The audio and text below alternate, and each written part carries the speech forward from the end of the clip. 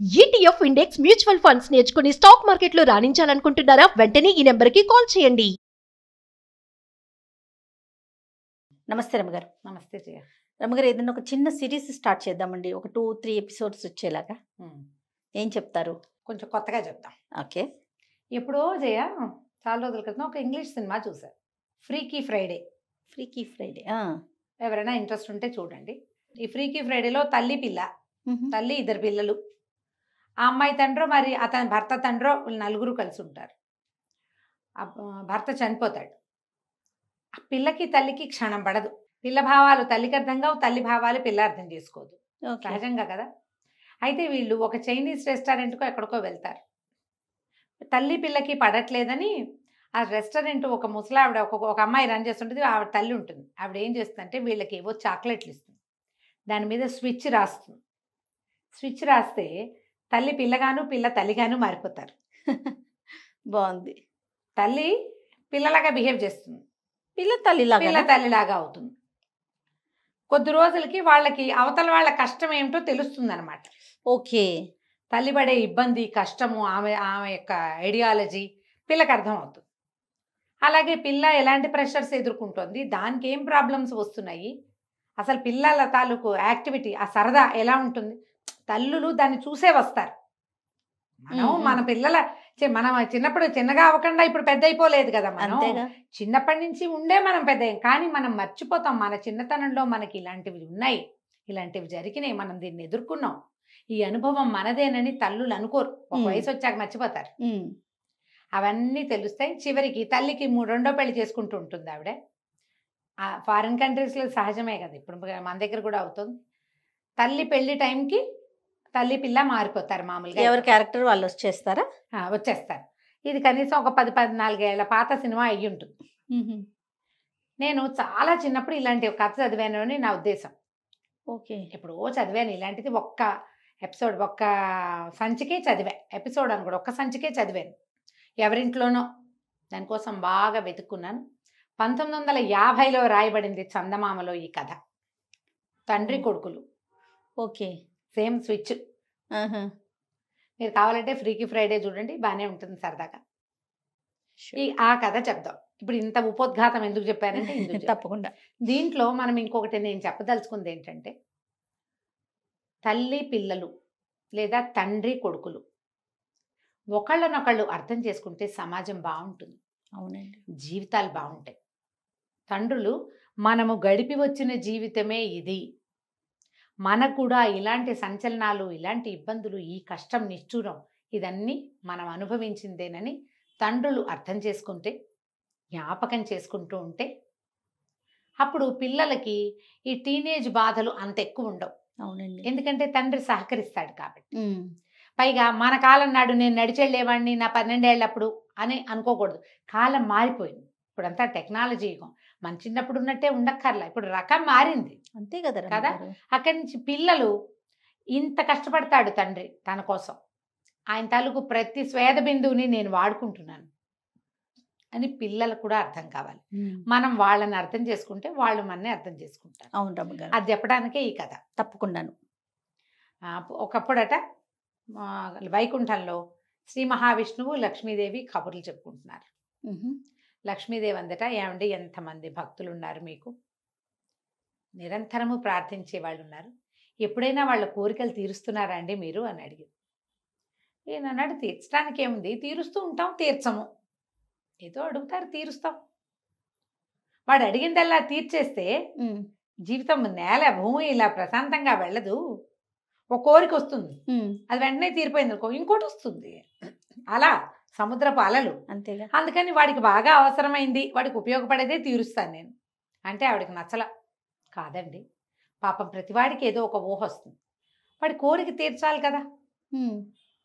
ఎవరో ఒకడికైనా వాడు అనుకున్నది అనుకున్నట్టు చెయ్యండి మీరు, నాకు చూడాలనుంది అని. సరే అన్నారు. నేనేం చెప్పంటే, భూలోకంలో ఈ ఒక ఊళ్ళో మనకు ఒక భక్తుడు ఉన్నాడు, పరమ భక్తుడు. ఆయన పేరు సూర్యనారాయణ, సూరయ్య గారు అంటారు. ఓకే.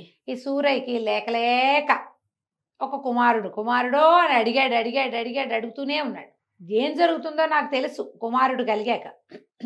అయినా కూడా సరే అంత కోరుతున్నాడు కదా ఒకసారి తీరుద్దామని తీరిస్తే కొడుకు పుట్టాడు. వాడి పేరు సత్యనారాయణ అని పెట్టారు. సత్యం. ఆ సత్యం పుట్టిన 1.5-2 ఏళ్లకే భార్య కాస్త గతించి, ఓకే ఇతనికి లేట్ వయసులో ఎక్కువ పెద్ద వయసు వచ్చాక పుట్టాడు పిల్లవాడు. ఓకే. ఇప్పుడు 8 ఏళ్ళు 9 ఏళ్ళు వచ్చినాయి. వాడు పరమ గడసరి, ఈయన పరమ పిసినారి. తండ్రి కొడుక్కి క్షణం పడదు. ఇంట్లో ఉన్న వంటలక్క, తర్వాత ఏమో పనివాడు పాలేరు, వాళ్ళే పెంచుతారు ఈ పిల్లాడిని. వీళ్ళిద్దరికీ క్షణం పడదు. ఇక చూడు వాళ్ళని అన్నాడు. సూరయ్య గారు లెక్కలు చూసుకుంటున్నాడు. సత్యం బండి నుంచి వచ్చేసాడు. ఏమిరా బండి నుంచి వచ్చావు అని అడిగాడు వాళ్ళ నాన్న. అడిగితే నా కడుపులో నొప్పిగా ఉంది అందుకే వచ్చేసాను అన్నాడు. అలాంటివి చెప్తారుగా పిల్లలు. అనగానే ఈయనకి ఒళ్ళు మండింది. ఎప్పుడు ఏదో ఒకటి చెప్తాడు వీడు, ఇలాగే చెప్తాడు.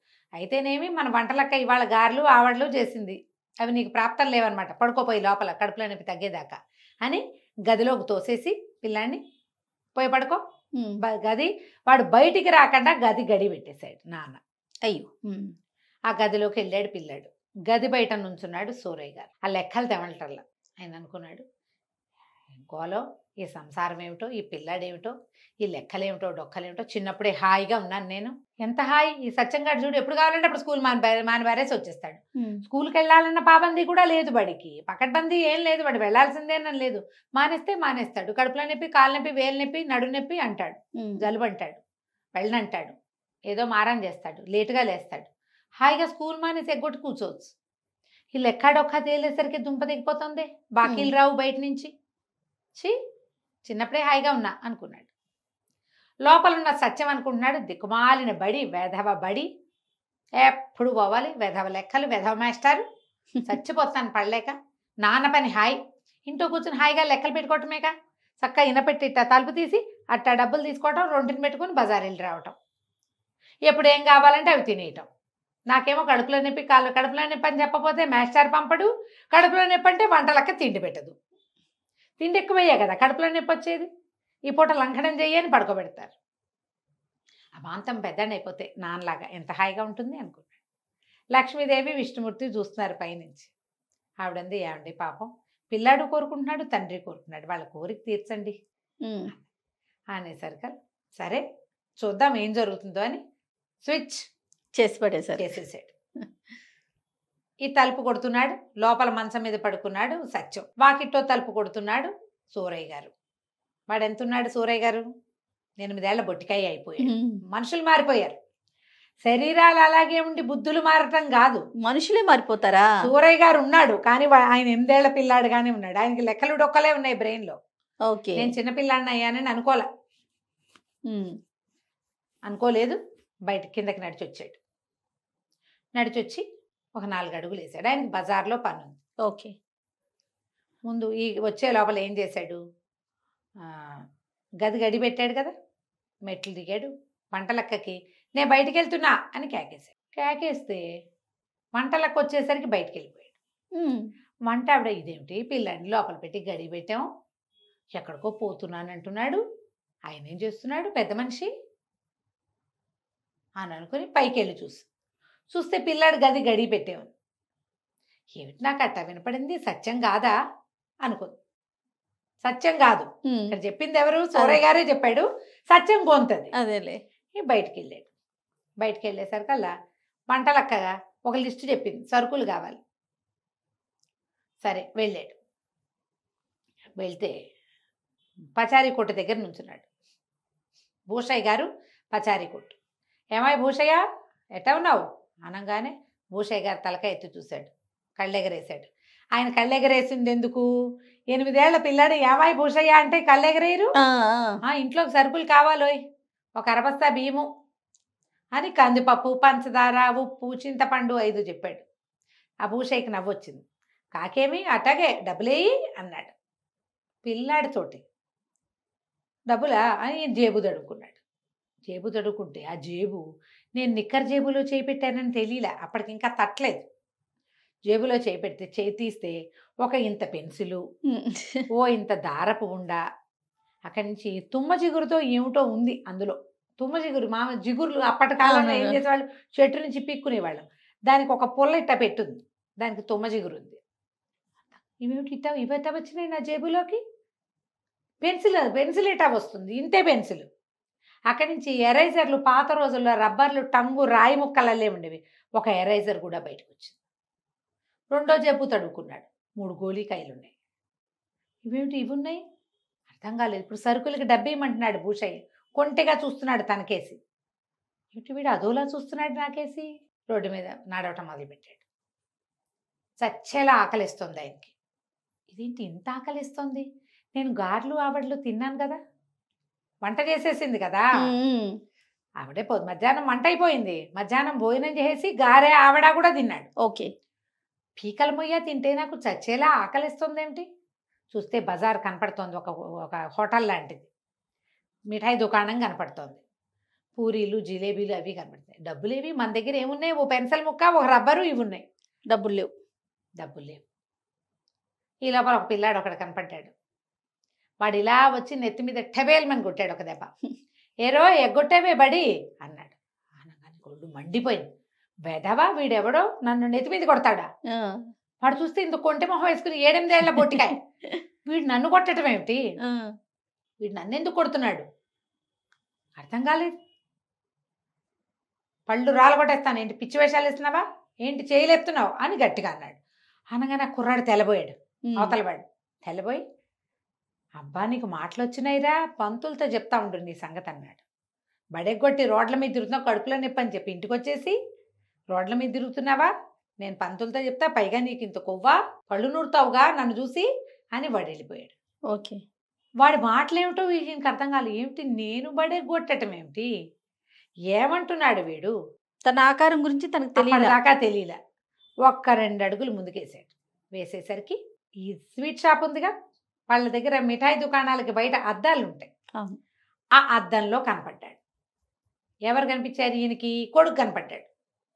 ఏమనుకున్నాడు, ఇదేమిటి సత్తిగాడు ఇక్కడికి వచ్చి నుంచున్నాడు, వంటలక్క మిఠాయిలు పెట్టినందేమో ఆవడ్లు గావర్లు, డబ్బులు పుచ్చుకుని కానీ వచ్చేసాడా వీడు, ఏమిట్రా అన్నాడు. అప్పుడు చూసుకున్నాడు, ఏమిట్రా అంటోంది, తనే అనుకుంటున్నాడు. అర్థం కాలేదు. అటు ఇటు నడిచాడు. తన చెయ్యి నెత్తి మీద పెట్టుకున్నాడు. అద్దంలో తనే కనపడుతున్నాడు. తను సత్యంలాగా ఉన్నానని సూరయ్య గారికి అర్థమైంది. ఓకే. అందుక భూషయ్య ఎట్లా అన్నాడు, ఆ పిల్లాడెవరో నా నెత్తి మీద టొపేరని లేవదీసినట్టు కొట్టాడు.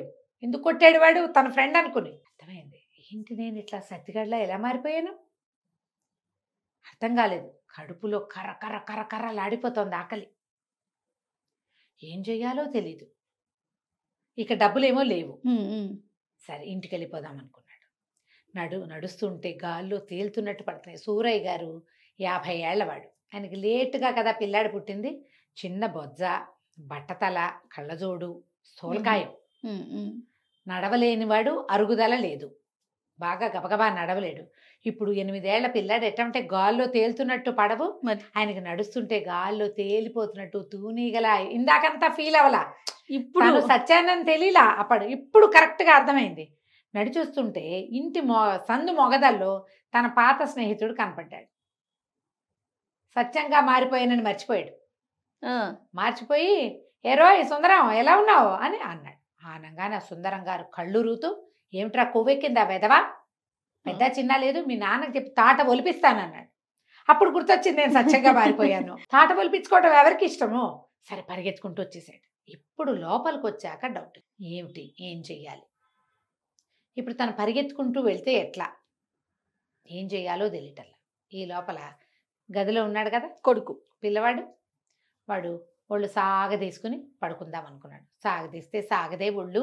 వంటలక్క ఏం పెట్టదు ఇప్పుడు, నాన్న తలుపు తీయడు, పడుకోవాలి మనం. కాసేపు నిద్రపోవాలంటే ఏ పక్కకి తిరిగినా ఏమిటో బొజ్జడ్డం పడుతోంది. మొహం మీద కళ్ళజోడు. వాడికి అలవాటేముంది, పక్కకి తిరిగి ఇట్లా పెట్టుకున్నాడు. పెట్టుకోగానే కళ్ళజోడు తగిలింది. ఇదేమిటి కళ్ళజోడు వచ్చింది? కళ్ళజోడు తీశాడు. తీస్తే ఏమీ కనపట్టాలా. మొహం నుంచి కళ్ళజోడు తీస్తే ఏం కనిపించట్లేదు. అదే వాడికి అర్థం కాదు. మళ్ళీ కళ్ళజోడు పెట్టుకుంటే కనిపిస్తుంది. ఇదేంటి నేను ఇలా అయిపోయాను, నాకు కళ్ళజోడు ఉండటం ఏంటి, ఆ కళ్ళజోడు లేకపోతే కనపడకపోవటం ఏంటి, పక్కకి తిరుగుతుంటే ఒళ్ళేమో బద్ధకంగా ఉంది. మంచం దిగితే సత్యానికి తెలిసింది తన ఒళ్ళు ఎంతో బరువుగా ఉన్నట్టు. 2 అడుగులు వేసాడు. ఒక అల్మారా, దానికి ఒక నిలువుట అద్దము ఉన్నాయి ఆ గదిలో. పిల్లాడు కదా, ఆవిడ గదిలో అద్దం. అటు తిరిగాడు. తిరిగేసరికి నాన్న కనపడ్డాడు. వెంటనే వీడు, నా కడుపులో నొప్పి లేదులే, బళ్ళోకి వెళ్ళిపోతాను అన్నాడు. అన్నాక తట్టింది. ఏమిటి నా గొంతు ఇలా ఉంది? పైగా అది నాన్న మాట్లాడుతున్నట్టు కనపడుతోంది. నాన్నలాగా మాట్లాడుతున్నానేంటి నేను? అటు ఇటు కదిలాడు. చూస్తే ఇంత బొజ్జ, స్థూలకాయం, పాత రకపు పంచ, పైన ఒక చొక్కా లాంటిది, ఏమంటారు దాన్ని, మనం బన్నీలు లాంటివి వేసుకునే వాళ్ళు పాత రోజుల్లో. ఈ మన మల్లుగుడ్డతో కుట్టించేవాళ్ళు. లాల్చీ లాల్చీ అంటే పూర్తి లాల్చీ కాదు, ఇక్కడ దాకా చేతులుండి లాల్చీ లోపల వేసుకునేది అనమాట. ఇళ్లలో ఉన్నప్పుడు అవే వేసుకుని ఉండేవాళ్ళు. నిర్కాంతపోయాడు సత్యం. నేనేంటి నాన్నలా కనపడుతున్నాను? అటు ఇటు నడిచాడు, నెత్తి మీద చేయబెట్టుకున్నాడు, ముక్కు కొక్కున్నాడు, కళ్ళజోడు తీశాడు, అన్నీ అదే కనిపిస్తుంది. వాడికి అర్థమైంది, నాన్నలాగా అయిపోయాను నేను, ఇంత బొజ్జు వచ్చింది నాకు చూసుకున్నాడు. అప్పుడు వాడికి ఒకటి తట్టింది, అమ్మయ్య ఇంకా బడిలోకి వెళ్ళక్కర్లేదు. బడి అంటే అంత భయం, బడిలోకి వెళ్ళాల్సిన పనే లేదు. అటు ఇటు నడిచి ఎంజాయ్ చేశాడు. నాన్నతో ముక్కు గోకిచ్చాడు, నాన్నతో తల పీకించుకున్నాడు, నాన్నతో కళ్ళజోడు తీయించి పెట్టించాడు. పిచ్చి సరదా వచ్చేసింది సత్యానికి. అప్పుడు రొంటిన తడుకున్నాడు నాన్నలాగా. తాళాలున్నాయి. వాడప్పుడు తట్టిందా, తాళాలు ఉన్నాయంటే బ్రహ్మాండం మన పని. తలుపు దగ్గరికి వెళ్ళాడు. తలుపు దగ్గరికి వెళ్ళేసరికి ఈ లోపల ఏమైంది, వంటలక్క చూసుకుంటోంది. పిల్లాడు ఆకలి అంటాడేమో ఏమిటో చూద్దామని లోపల నుంచి తలుపు కొట్టాడు. వంటలక్క వచ్చింది పైకి. వచ్చి ఏం చేసింది, గడియ తీస్తే లోపల ఎవరున్నారు? పెద్ద ఆయన సోరయ్య గారు. కానీ ఆయన కనపడలేదు. వంటలక్క కనపడితే ఏమవుతుందో, తన కొంత ఎలా ఉంటుందో తెలియలే. ఏమైనా తింటావా, పట్టుకురానా అని అడిగి దిగెళ్ళిపోయింది. ఈయనకి అర్థమైన తలుపు తీయబడి ఉంది. సరే ఇప్పుడు ఏం చెయ్యొచ్చు? ఈ గదిలోంచి నాన్న గదిలోకి వెళ్ళాడు. వెళ్ళాక రొంటిని తాళాలు ఉన్నాయిగా, చక్కగా ఈయన పెట్టి తాళం తీశాడు. దర్జాగా చేయబెట్టి లోపల ఇంత కట్ట డబ్బులు, నాన్న పావలా కూడా ఇవ్వడు. అందరూ ఫ్రెండ్స్ వాళ్ళు వీళ్ళు పావలాలు, కానీలు, అర్ధనాలు తెచ్చుకుంటారు. మనకేవి లేవు. వంటలకు కొంది బోళ్ళని చేసి పెడుతుంది, చేగోడీలు చెక్కిలాలు అవే తినాలంటాడు. బజార్లో కొమ్ము మిఠాయి వంటలకు ఎట్టా చేస్తుంది? అందరూ కొమ్ము మిఠాయి కొనుక్కు తింటారు, నాకేముండవు. డబ్బులు తీసుకుని అక్కబడికి తట్టింది. నేను నాన్నలాగా అయ్యానంటే నాన్న ఏమైనట్టు? అప్పుడు మా బాగా అయింది నాన్నకి. ఇప్పుడు బళ్ళోకి వెళ్తాడు చచ్చినట్టు. మాస్టర్ చిత కొడితే నాన్నకు బుద్ధి వస్తుంది అనుకున్నాడు. ఓకే, సరే ఇంక ఇప్పుడు వంటలక్క ఏం చేసింది, ఈ సూరయ్య గారు ఏం చేశాడు, సత్యం ఏం చేశాడో మనం దీని తరువాయి భాగంలో విందాం. తప్పకుండా అండి. చాలా ఇంట్రెస్టింగ్ ఉంది రమ్మగారు కదా. చాలా బాగుంది. నమస్తే. నమస్తే జయ.